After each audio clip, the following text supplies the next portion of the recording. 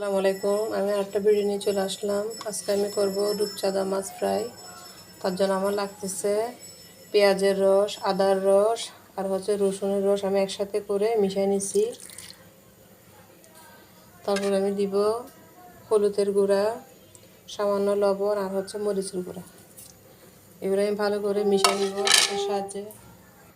মাছটা আমি সুন্দর করে হাতের সাহায্যে ভালো করে মরিচের গুঁড়া, হলুদের গুঁড়া, লবণ, তারপরে পেঁয়াজের রস, আদার রস, রসুন রস ভালো করে মিশিয়ে নিচ্ছি।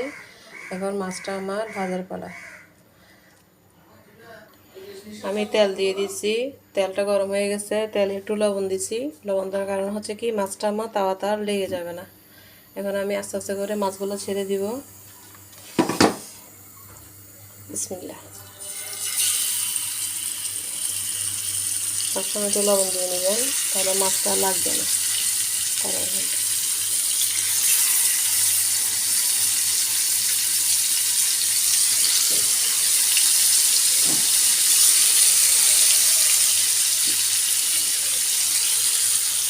মরিচ দিয়ে দিই হাতের সাহায্যে।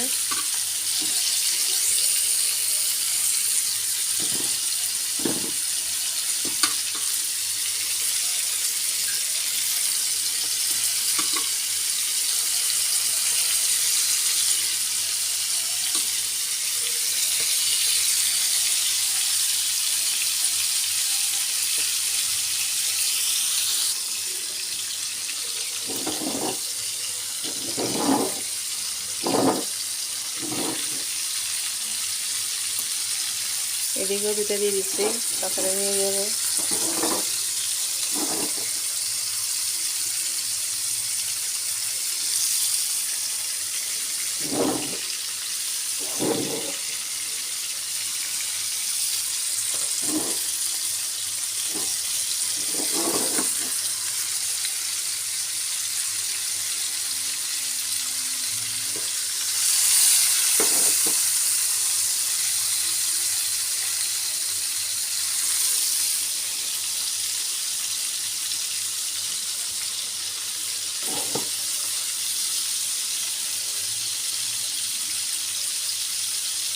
তাই আমার ভিডিওগুলো দেখবেন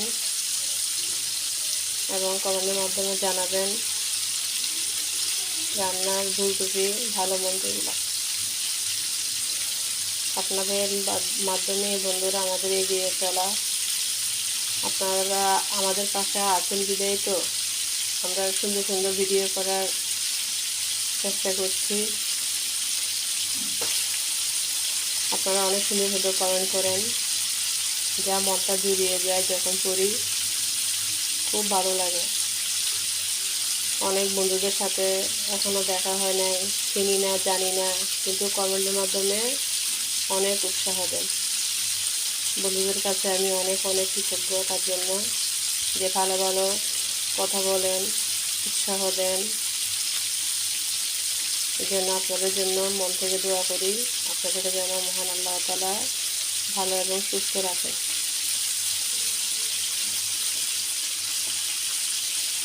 শখের বসে চ্যানেলটা খুললাম আমি, অন্য কোনো কারণে আমি খুলি নাই।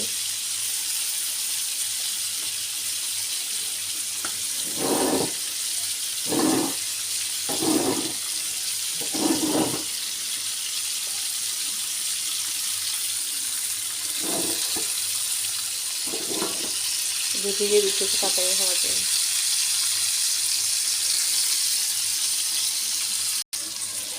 মাছগুলো আমি উল্টা দিচ্ছি। মাছগুলো আলহামদুলিল্লাহ হয়ে আসছে, এটা উল্টা দিচ্ছি। বেশক্ষণ লাগবে না হতে।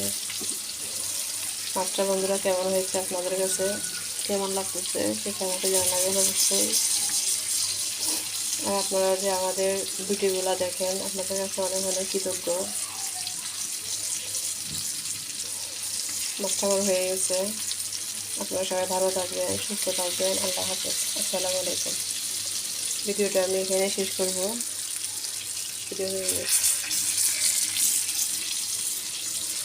এই যে আমি একটু দাগ দাগ করি নাই, লাল লাল করে ভুনা করছি। দাগ দাগ হয়ে গেলে খেতে তিতু লাগে। সবাই ভালো থাকবেন। আল্লাহ হাফেজ।